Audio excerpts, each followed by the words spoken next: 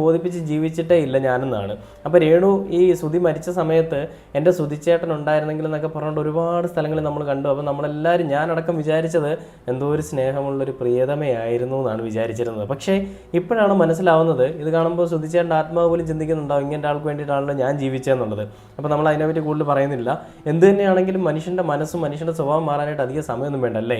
എന്നാലും നന്ദികേടറ്റ് peak level എന്നൊക്കെ വേണമെങ്കിൽ പറയാം. നമുക്ക് ഈ വീഡിയോയുടെ ബാക്കിയോടെ കണ്ടിട്ട് ആ അച്ഛൻ എന്തായിരുന്നു പറയാനുള്ളതെന്നൂടെ കേട്ട് നോക്കാം. അപ്പോൾ ഈ വീഡിയോയുടെ ബാക്കി കണ്ടു നോക്കാം.